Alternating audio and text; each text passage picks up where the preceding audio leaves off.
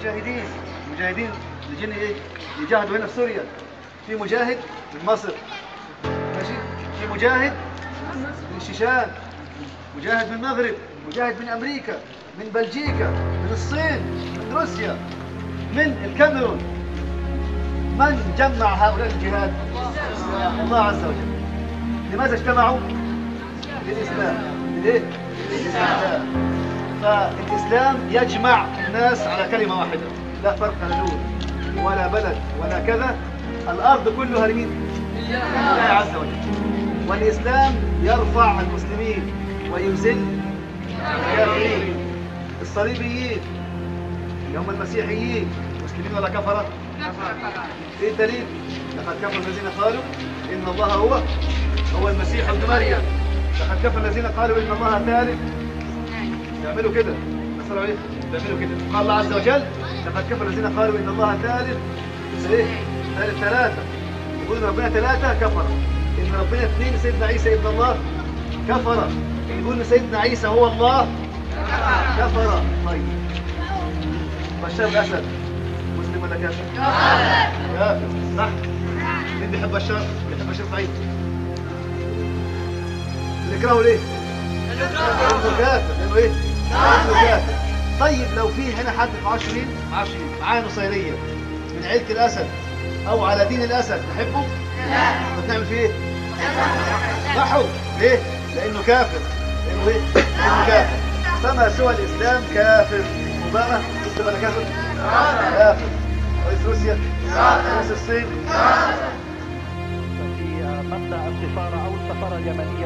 At least 23 people have been killed and nearly 150 injured in a double bomb attack on the Iranian embassy in southern Beirut. No one has claimed responsibility for the attack, which damaged 6 buildings in the embassy compound and surrounding vehicles and buildings. There are conflicting reports about the attack and casualties. One eyewitness said 2 rockets had been fired at the compound, while an Iranian security guard said a suicide bomber had turned up at the main gate and detonated his device before a second bomber arrived in a car with a much larger device. The Iranians say none of their personnel have been hurt, but the Lebanese authorities say the cultural attaché has been killed. The embassy is in the upmarket Jana district in the Lebanese capital, a Hezbollah stronghold. Iran is one of Hezbollah's main backers and both support the Bashar al-Assad regime in Syria.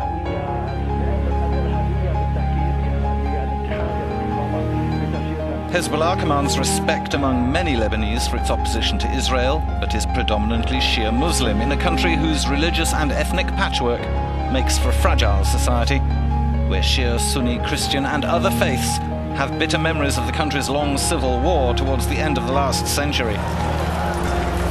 Lebanon's Sunnis have few reasons to like Hezbollah.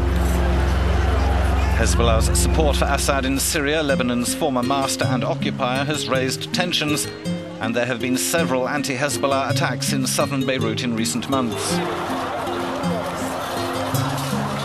Although this is not a direct attack on Hezbollah, it is by far the worst in the area. It gets most of its electoral support. With Iranian soldiers also fighting alongside Hezbollah and the regime's forces in Syria against mainly Sunni opponents, the potential for the conflict to spread into Lebanon is huge, and may explain why the Iranians have been targeted.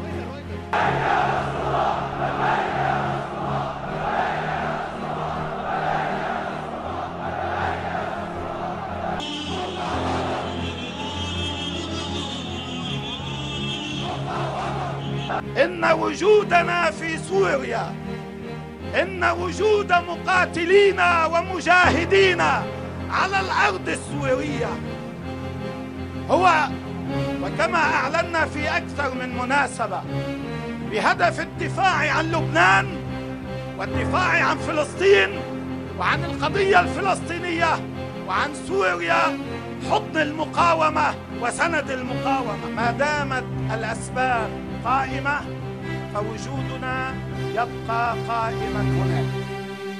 المشكلة في لبنان دائما أنهم يحولون النتيجة إلى سبب ويتجاهلون السبب. من يتحدث عن انسحابنا فليكون دقيق واضح، من يتحدث عن انسحاب حزب الله من سوريا كشرط لتشكيل حكومة لبنانية في المرحلة الحالية يطرح شرطاً تعجيزياً.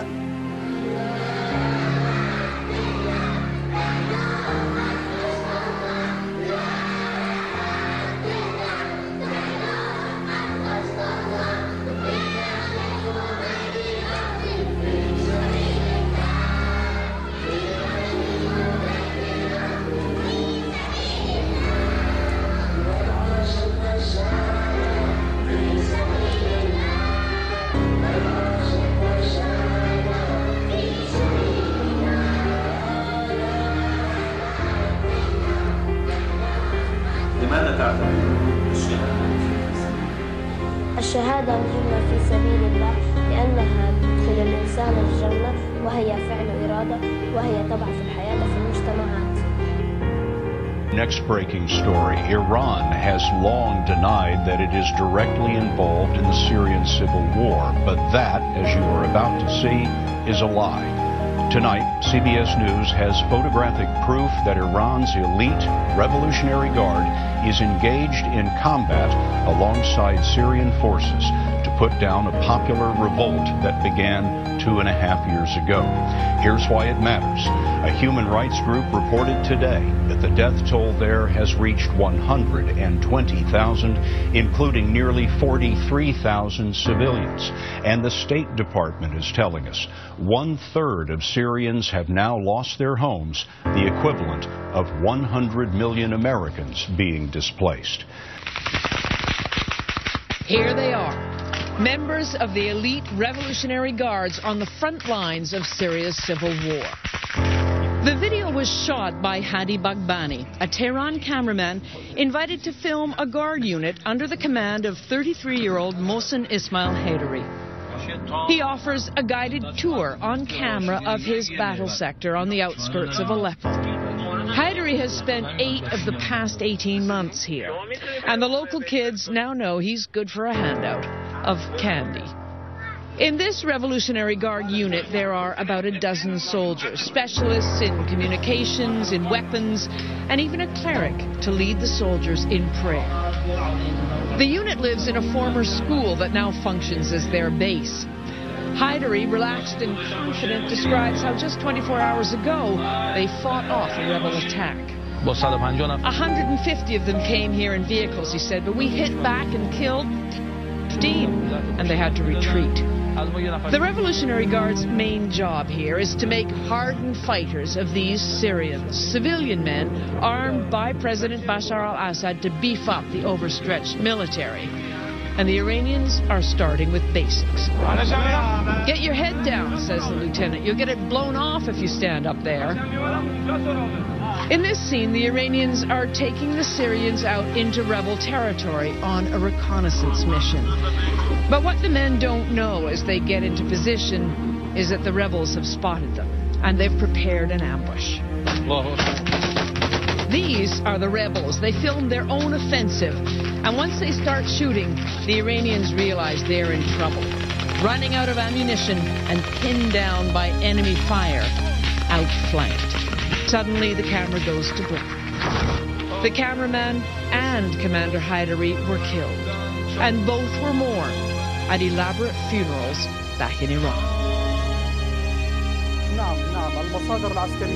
RT sources in the military say radical Islamist fighters entered the town of Adra and massacred local civilians.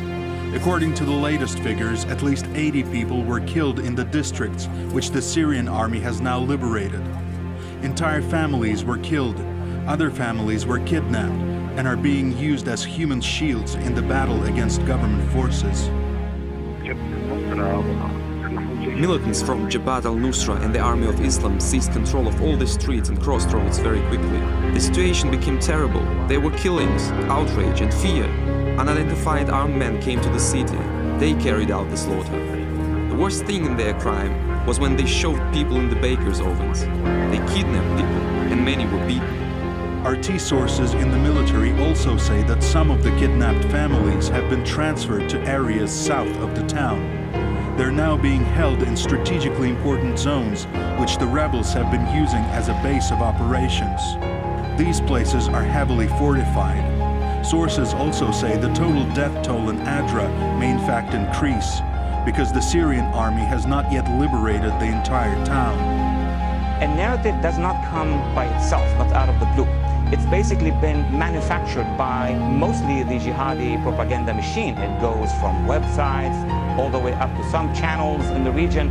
They are framing the US policy as one of aggressiveness. They have actually created the concept and the notion of America's war on Islam to such a point that even American decision makers believed in it. I mean, President Obama went to Cairo in 2009, in June of 2009, and then delivered a speech to, reassure the audience at the time, most of whom were Muslim Brotherhood, that America is not at war.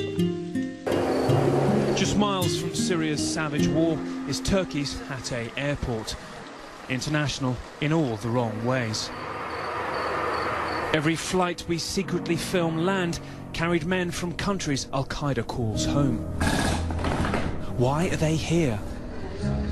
2 from Mauritania, these 4 from Libya with large backpacks. Hello, how you doing? Where are you from? Benghazi. Benghazi, okay. Another from Egypt, then Saudi Arabia, even Leicester in the UK. Most must be innocently travelling, but many say little and rush into waiting cars.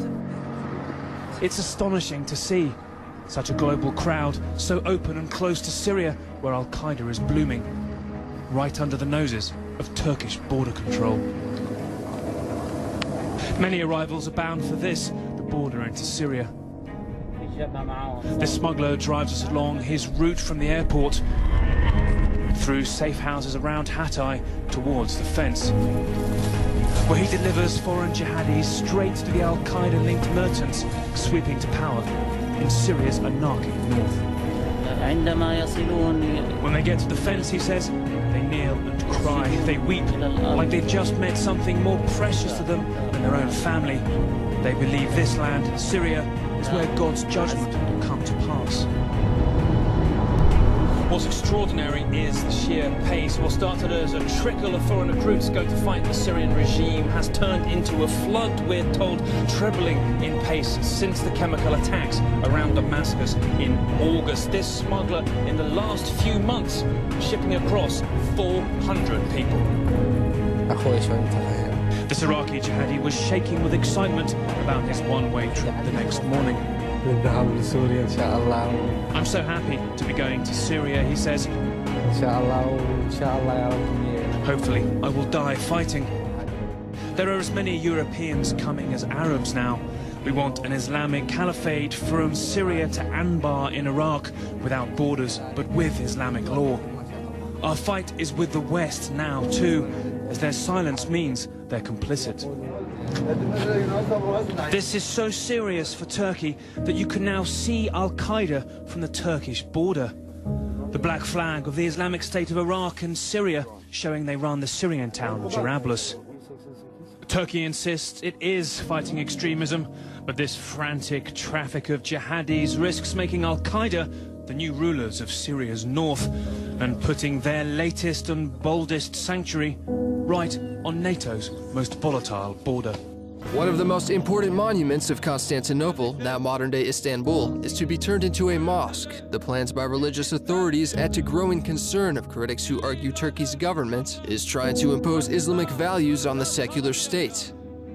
The monastery of Staudius, built around the 5th century, had a significant effect on religious, political, and cultural life. The basilica was converted into a mosque in 1481, and since then has sustained great damage from several fires and an earthquake in 1894. It was turned into a museum 67 years ago.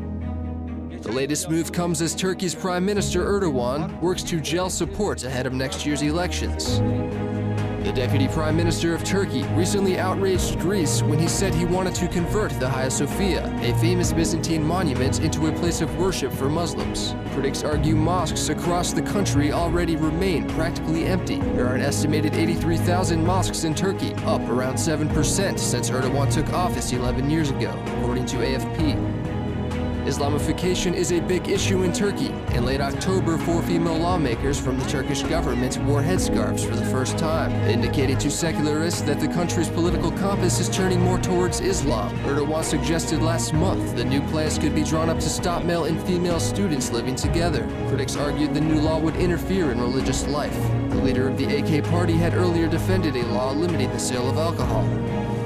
The recent reforms unwind the work of Mustafa Ataturk in the 1920s to create a nationalist movement, which took away the power of governance from religious leaders.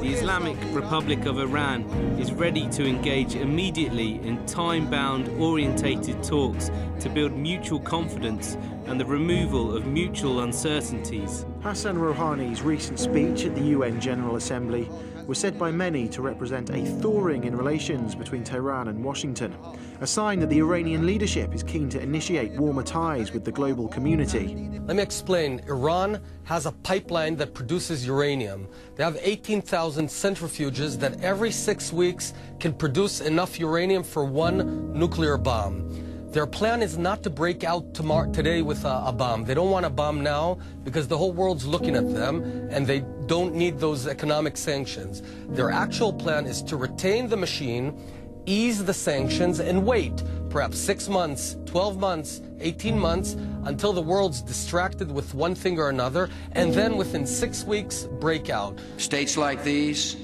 and their terrorist allies constitute an axis of evil. This administration has systematically imposed the toughest sanctions on Iran ever. The United States is not going to lift the sanctions until it is clear that a very verifiable, accountable, transparent process is in place. Despite efforts by the US government to suggest the sanctions aren't affecting the general population, food, clothes, and even basic medicines have rocketed in price in recent years. And the leadership's attempt to engage with Washington has led to anti-American slogans and banners appearing all over Tehran in recent weeks, with Rouhani demanding many be taken down. A deal with Iran is fueling unease among an unlikely alliance in the Middle East. Israel and Western allied Gulf countries share concerns over Iran's nuclear program and growing regional influence. Most have remained silent since news a deal was reached with the U.S. and 5 other world powers in Geneva. But the Israeli Prime Minister has been quick to condemn the agreement, calling it a historic mistake. Israel has many friends and allies, but when they're mistaken, it's my obligation to speak out clearly and openly and say so.